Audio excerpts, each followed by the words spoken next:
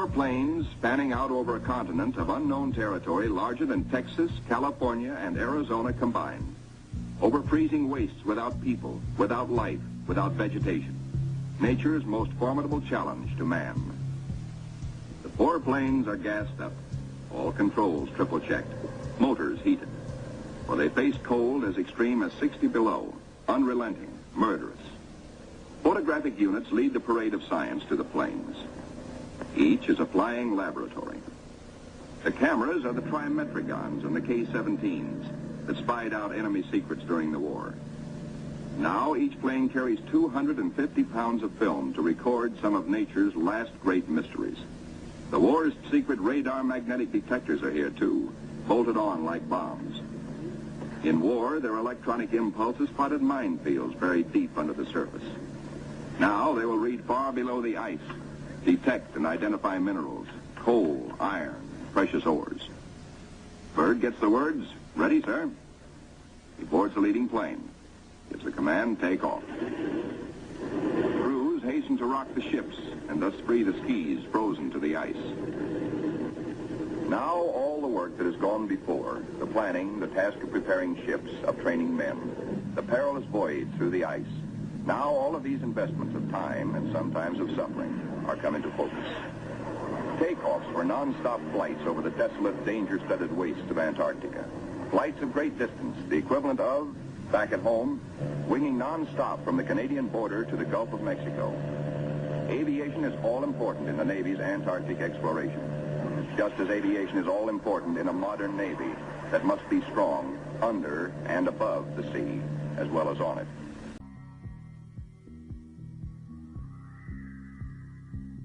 Shelf ice, Bird leads his 4 planes in the long climb over pressure ridge areas, heading for the polar plateau, 10,000 feet up. Below are no landing fields, only deep crevasses. Pressure ridges 100 feet high. Instant destruction for a plane forced down. Bird pioneered the first South Pole flight in 1929. He applies again the practice of constant vigilance, careful calculations that assured his earlier successes. Over this cruel country, Bird flies today at 3 miles a minute. In earlier explorations, 3 miles in 1 day was frequently the utmost for Shackleton and Scott for Britain, Amundsen for Norway, and Bird himself for America. The Beardmore Glacier, 200 miles long, 50 wide, 1,000 feet deep, who knows. Bird checks position by the sun compass. The glacier signals the South Pole itself. Here, Bird drops the flags of the United Nations, carefully boxed, a symbol of America's goodwill to all nations. Now beyond the pole, Bird focuses his cameras and magnetic detectors on land new to him and to all mankind.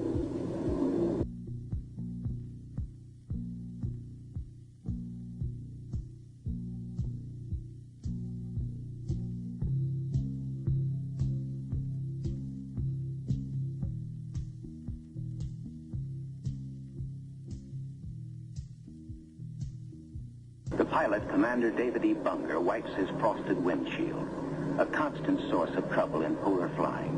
He is over the Shackleton ice shelf, named for the great English explorer who kept returning to the Antarctic until death, so often escaped, kept its rendezvous with him. The smooth shelf roughens. Dark rocks, called nunataks, appear above the ice. Then rugged mountain ranges as far as the eye can see. Bird's planes, deep into the unknown, are the eyes of civilization, recording, evaluating, mapping. Plateaus, mountain ranges, with peaks 20,000 feet above sea level. The trimetricon lenses, clicking overlapping exposures every 3 seconds, photograph from horizon to horizon. Coal, a mountain of coal. Bird later declares Antarctic mines, if once tapped, could supply the world's coal needs for centuries. These official motion pictures can give only a cross-section of the miles of photographic records accumulated on this expedition by the Navy. The exposed mapping film will take 5 years to assemble. Amplifying these are the radar magnetic detectors, accurately recording mineral discoveries of immense value for the future use of all mankind. England, Norway, South Africa, Australia, New Zealand, South American countries, and Soviet Russia are claiming Antarctic territory. United States recognizes no claim and so far has made no formal claims for itself. But international policies cannot concern the Admiral now. His duty is to keep his flying laboratories functioning, to fulfill his dream of a lifetime. The word "gas half gone, sir," comes from the engineer tabulating fuel tank readings. Byrd radios his pilots, return to base. By the third leg of their triangular course, the planes head back for Little America. Byrd's plane takes the widest swing fuel permits as the lenses of the Trimets continue recording new territory. This is the last big flight. Byrd is determined to record the maximum possible. One by one, the planes swing in over Tent City. Flight operations checks them in and safely down. Plane 2, plane 3, plane 4. But not plane 1. Byrd's plane is yet to be accounted for. Byrd is missing.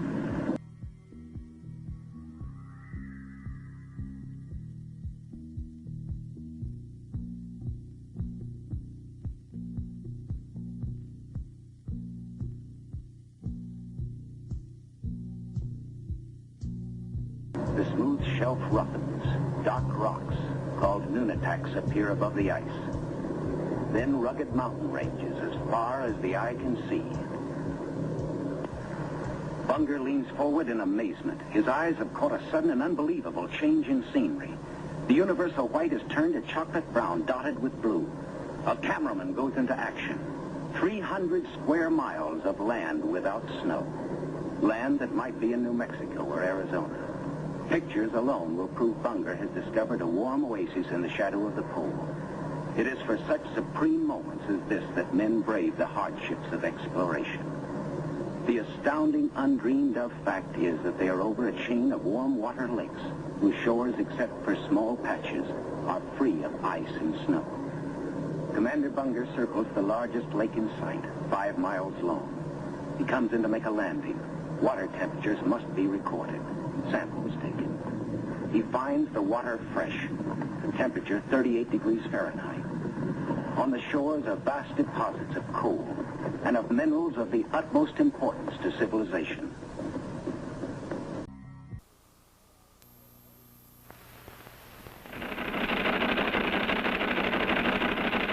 It's time for the Longines Chronoscope, a television journal of the important issues of the hour, brought to you every Monday, Wednesday, and Friday. A presentation of the Longines Whitnor Watch Company, maker of Longines, the world's most honored watch, and Whitnor, distinguished companion to the world-honored Longines. Good evening, this is Frank Knight. May I introduce our co-editors for this edition of the Longines Chronoscope? Larry Lasser, CBS News correspondent, and Kenneth Crawford, National Affairs Editor of Newsweek magazine. Our very distinguished guest for this evening is Admiral Richard E. Byrd.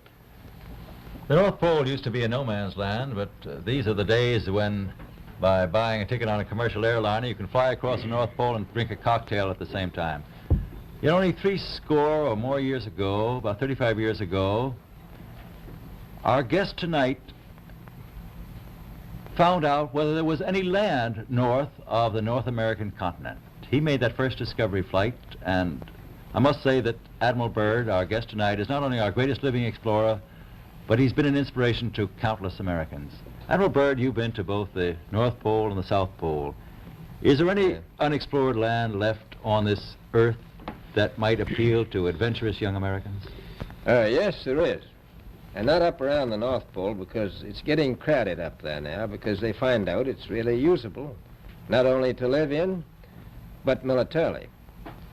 But strangely enough, there's left in the world today an area as big as the United States that's never been seen by a human being. And that's beyond the pole on the other side of the South Pole from Middle America. And I think it's quite astonishing that there should be an area as big as that unexplored. That's a tremendous So challenge. there's a lot of adventure left down at the bottom of the world. Well, Admiral, do you hope to see that? I do. Well, Admiral, Yeah. would you say that since you've been to both the extremities of Earth, are these expeditions to such far-off places, are they getting easier because of modern techniques, or is danger still close at hand?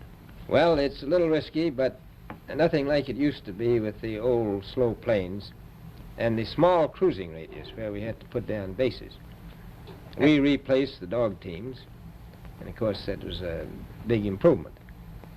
But now the planes go much faster and they are safer, and they have a much bigger cruising radius. You haven't got the danger of a terribly heavy load.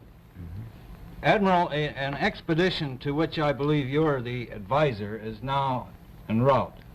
What is that expedition doing? Well, that's the icebreaker Atka, and it's a reconnaissance expedition. It's going down to the South Pole area to make certain observations and to look for some bases. They will be back in April, and they will report back, and upon the information we get from that undertaking, we will base the bigger expedition that's to follow. Is that very definitely planned, or is that... That is being planned right now. So I'm willing to say to you that there will be a number of expeditions that will follow, I think, year after year, to the bottom of the world, because the government has really become interested. Well, Admiral Byrd, I can understand, I think everybody can, the interest in the North Pole because it's so near our greatest challenger, Soviet Russia. But why this interest in the bottom of the world? Nobody living down there, is there? No, it's pretty cold. There's only one permanent resident, that's the emperor penguin. The little ones live further north. I tell you one reason they're interested. It's by far the most valuable, important place left in the world for science. That's why the scientific groups all over the nation are really interested.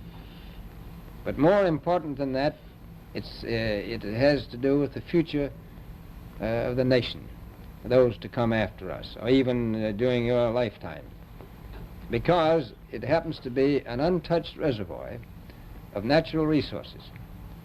And you know, as the world shrinks with an ever-increasing acceleration, far-flung places, once useless, like we thought the North Pole was, and no man's land, become very useful. The bottom of the world will be important, not only to us, but to our allies. I was going to ask you, does it have military importance? It has some, and as the world shrinks, it will continue to shrink with an ever-increasing acceleration, thus bringing these places closer. And in the future, I can see a time when it will be very, very important strategically. Well, has the development of air power increased the strategic importance of places like the oh, very much Palmer so. Peninsula, we'll say? Very much so. Even now, if anything happened and we lost the Panama Canal, we would have to control the islands just north of Antarctica, which are part of Antarctica, then between there and Cape Horn.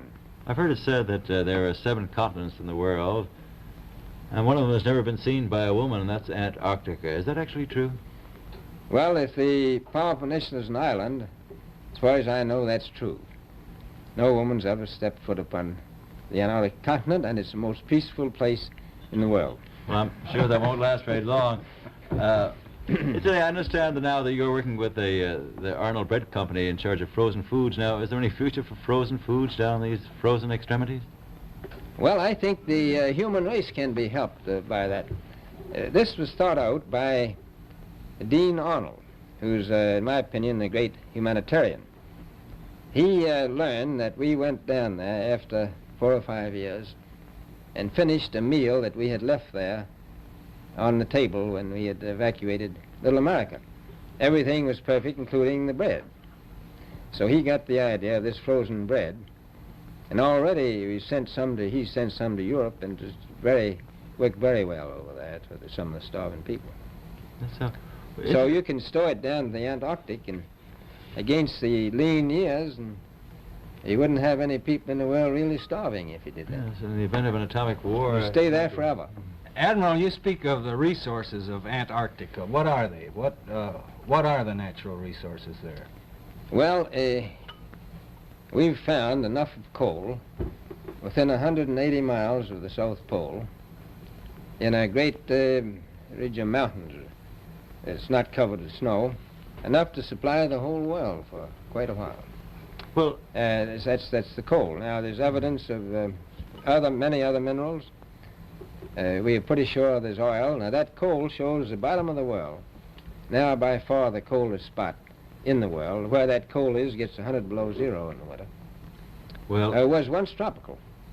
So we think there's oil there, and there's evidence, probably uranium there. is it any secret? Is there uranium there? That would be the only thing that would be practical to actually go after, I suppose. Everything else would be economically unfeasible, wouldn't it? Well, as we recklessly expend our resources, the time will come when we'll have to go after that stuff down there. Well, you know, I avoided what you said about uranium. I'm not sure about that. I don't want to have the world fighting over the Antarctic. Admiral, is there a competition among other nations to try to get information about Antarctica and possibly to secure some of these resources? Well, yes. There are now 7 nations very much interested. Russia is interested tremendously. That I'm sure of. Australia has an expedition down there. The Argentine, the Chile, New Zealand, Britain, and so on. Now, you can understand those people down there being interested because they live down there, the New Zealanders, the Argentinians, the Chileans, and Australians. And so we don't do much about claiming anything. Admiral, you make this sound a little crowded. Are there that many expeditions now there or en route there? Well, you know, as I said, it's the most peaceful place in the world, but I don't think it will be for long because of this intense interest on the part of other nations and this nation. Well, Admiral Byrd, are private expeditions a thing of the past? Is expedition and exploration, making expedition and exploration now purely a government function because of the tremendous cost and organization? No, I don't think so. I think down south it may be more or less a thing of the past, but not other expeditions that go. There's a lot of them go north now. This latest expedition now on the way is a government expedition, I take it. Yes, that's the government. Admiral Byrd, may I ask you, is there a great difference between the top of the world and the bottom of the world? There is. Now, the North Pole is the center of an ocean 10,000 feet deep. The South Pole, the center of a plateau, 10,000 feet high. The North Polar Sea is surrounded by continents that are slightly frozen. The Antarctic continent is surrounded by a belt of ice, frozen seas of at least 1,200 miles thick. Now, the South is a plateau. It gets, in some places, 14,000 feet up.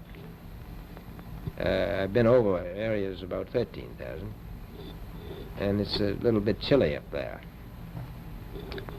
So there's that big difference between the top and bottom of the world. The North really isn't very cold up there on the Arctic Ocean. Not compared to the South. Admiral Byrd, we often hear it said that our young Americans now aren't as hardy as their forefathers. Do you think that Americans do measure up to the standards, the physical standards and morale standards of the past? I do. I don't believe that. I think they're just as hardy. Well, what would you say was the most valuable factor on an expedition? Is it morale, or physical courage, or is it sheer equipment? Well, I've always thought that loyalty was by far the most important trait. The British told me that when I first went down in 28, that I couldn't possibly get through the winter night without a mutiny if I took more than 20 men. But to serve science, I had to take 42 men. Then I took 56 the next time, and so on. So, and I did find that loyalty was the most important thing during the winter night when it's very hard on your nerves. I think that's best trait. Well, that's a very valuable characteristic at any time. Well, thank you very much, Admiral Byrd. It's been a great pleasure to have you here tonight. It's a pleasure being here.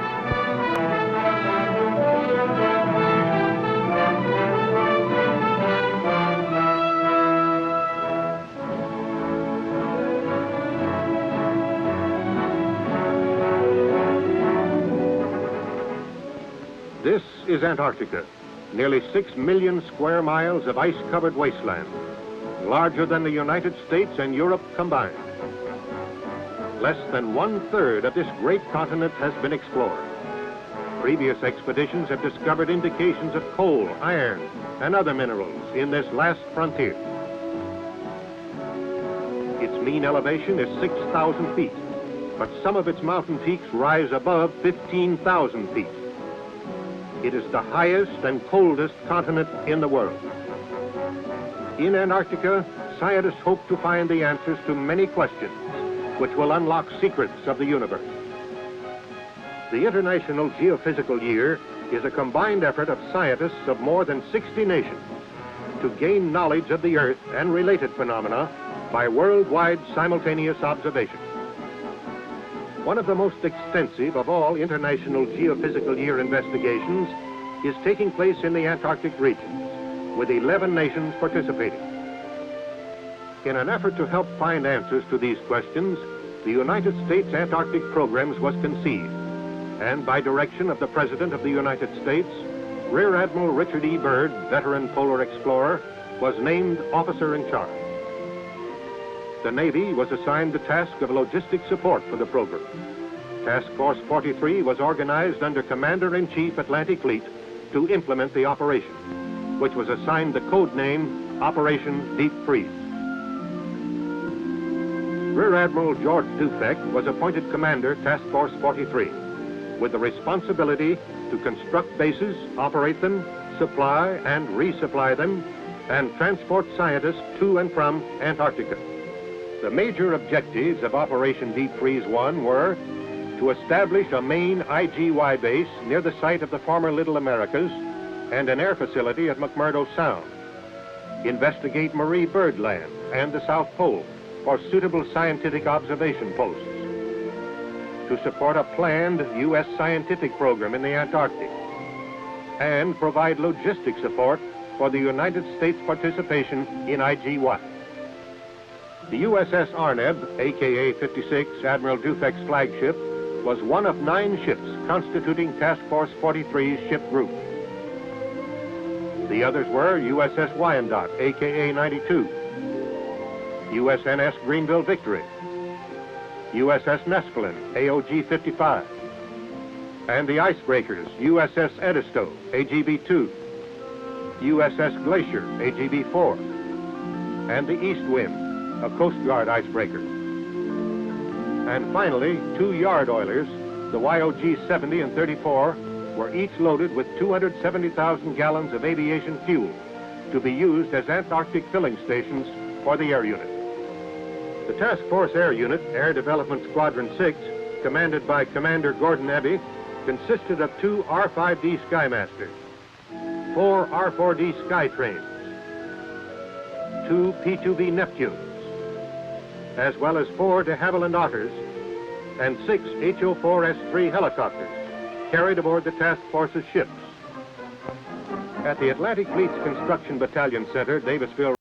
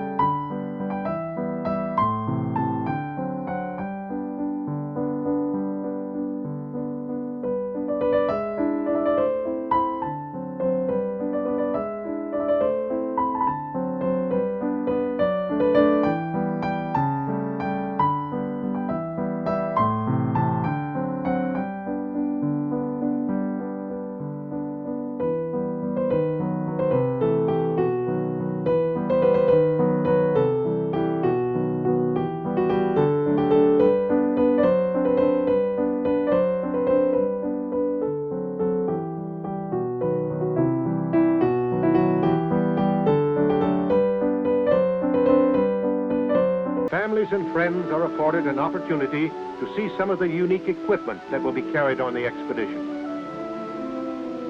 It's a 10,000-mile trip down there. And in 3 months, this weasel will be moving across the polar plateau.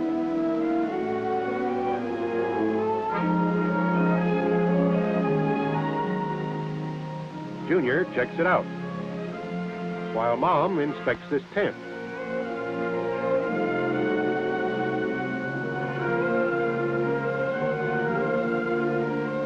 The roller will be used to build airstrips on snow-covered ice fields.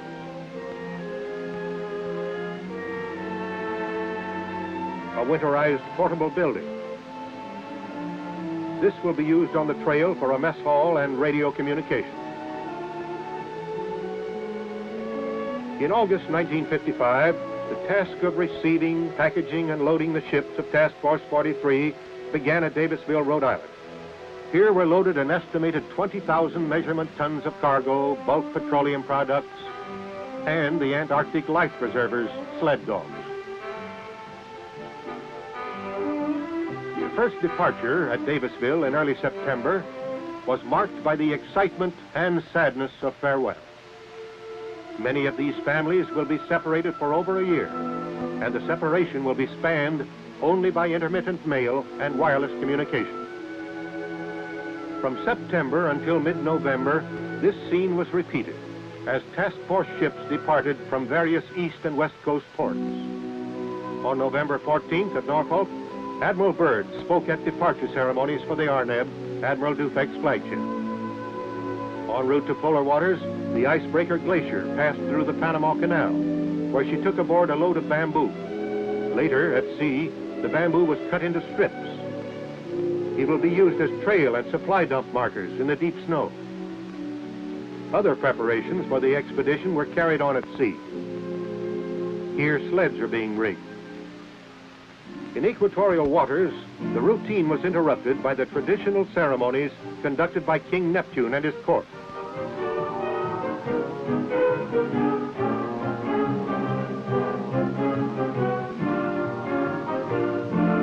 The pollywogs were put through the appropriate ritual of initiation required of all sailors crossing the equator for the first time.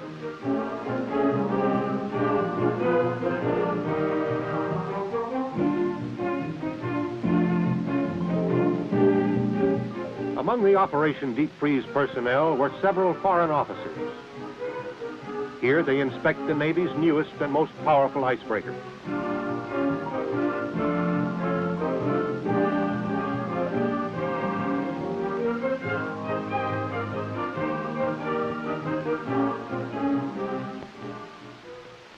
In warm tropical waters, religious services were conducted on the open deck.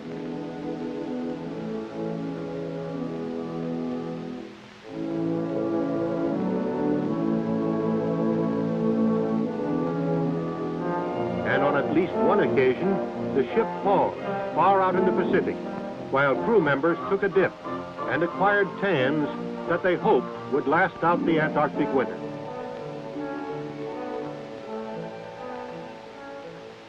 The crew of the little YOGs were deprived of many of the comforts and conveniences offered by the bigger ships.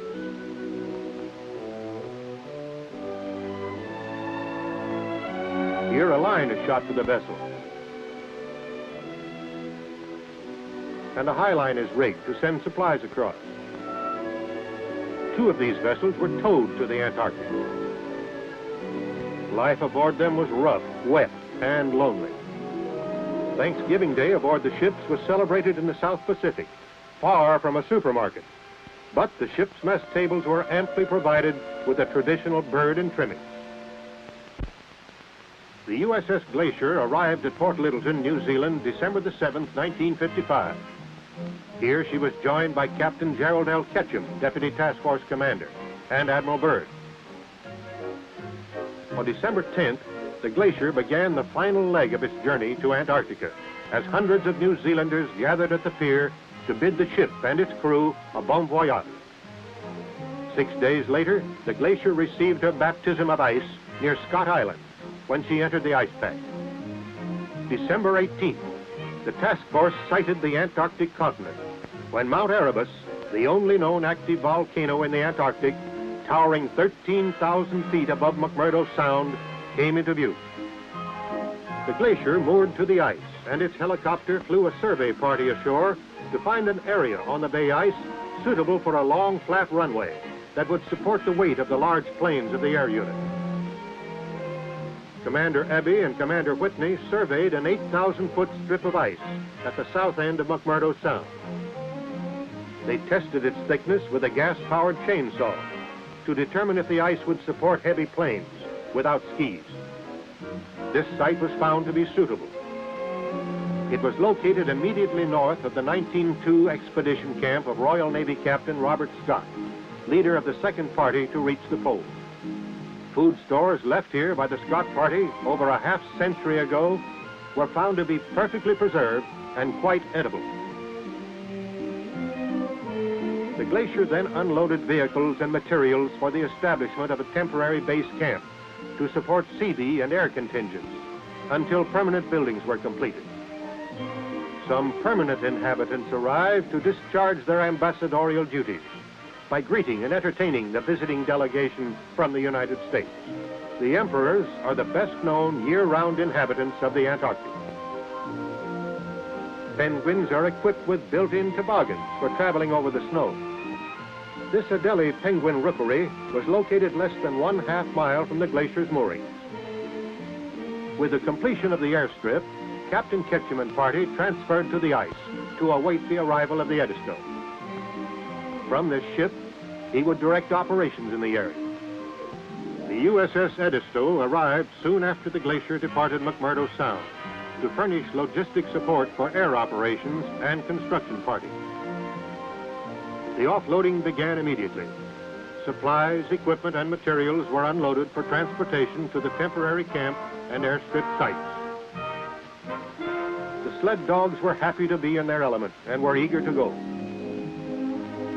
Surface vehicles began moving materials over the bay ice to the airstrip and permanent base site. December 20, the aircraft made their fly-in, guided along the 2,200 miles by ships stationed at 300-mile intervals. 4 aircraft arrived without mishap. Headwinds forced 4 of the smaller aircraft to turn back to New Zealand. Aircraft have now flown non-stop from a large landmass into the Antarctic continent for the first time in history. The glacier proceeded from its ocean station to Scott Island, and on Christmas Day, rendezvoused with the other ships of the task force north of the ice pack. Rear Admiral Dufek greeted Admiral Byrd as he transferred from the Arnebb to the glacier to command the transit of the task force. The mighty glacier led the column through the ice pack. Clearing the pack 4 days later, the task force was met by the Edisto, which led the Wyandotte and Nespelin into McMurdo Sound. The glacier escorted the Arnebb and Greenville Victory on to Canaan Bay, 450 miles to the east. December 28th, the Wyandotte and Nespelin arrived in McMurdo Sound and sent a mooring party ashore to bury timbers, called dead men, for attaching the ship's mooring lines. After the long flight from New Zealand, an even more hazardous task was undertaken. Aircraft taxied 30 miles directly to the tanker Nespelin to expedite flight operations and take full advantage of the little remaining good weather. Refueling at the ship, the aircraft were on ice only 4 feet thick, over water 1,800 feet deep. A temporary camp was established and air operations commenced immediately. An R-5D using wheels rather than skis makes a jet assist takeoff, beginning a long-range exploratory mission. In less than 1 month, pilots of EX-6 mapped and photographed over 1 million square miles of territory, never before seen by human eyes. Later, Admiral Byrd, Dr. Paul Seipel, and other Antarctic old-timers paid a visit to the site of Little America 1 and 2. They located this radio tower, built during Byrd's 1929 expedition. When first erected, it stood 75 feet above the surface of the snow. On January 4th, 1956, Little America was officially commissioned by Admiral Byrd and Admiral Dufek. The glacier, after carving out a mooring in Canaan Bay for the cargo ship, was ordered by Admiral Dufek to McMurdo Sound to assist Captain Ketchum.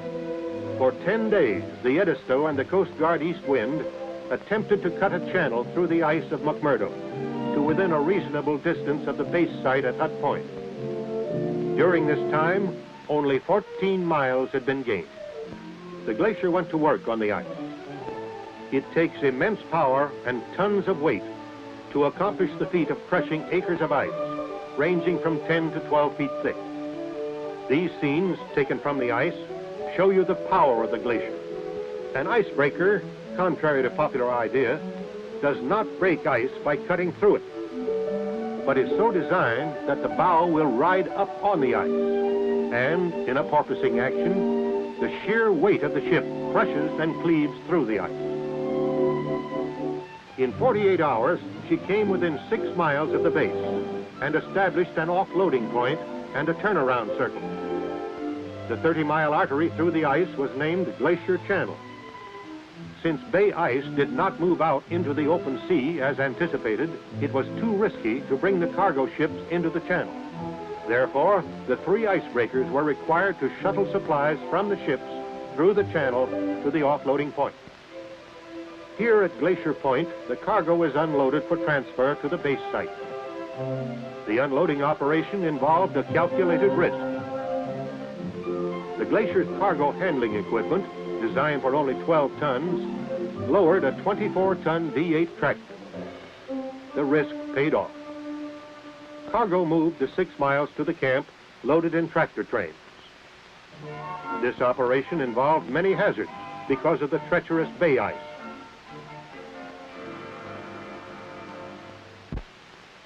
Finally, on January 14th, the first load of building materials and supplies arrived at the base site, and one of the major objectives of Operation Deep Freeze had been accomplished. The indispensable Glacier served not only as a cargo transport, but also as an aircraft tender. By January 18th, above freezing temperatures had caused ice runways to melt and crack.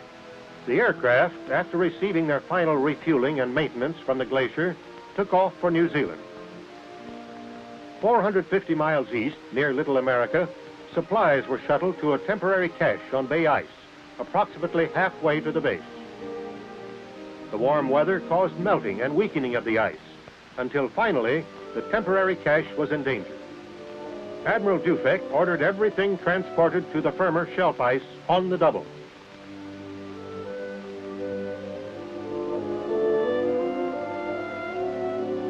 Every available tractor, carry lift, and helicopter was pressed into use.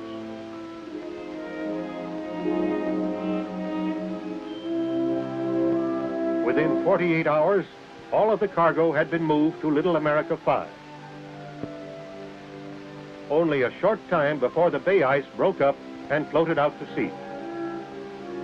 In the construction of bases, the Seabees lived up to their can-do reputation. With the building area leveled, foundations were laid for the special type buildings which would be the living, operating, and recreational facilities for a long, long winter night. Floors were laid and walls erected. They look thin, but special insulation and expert construction make them snow-tight.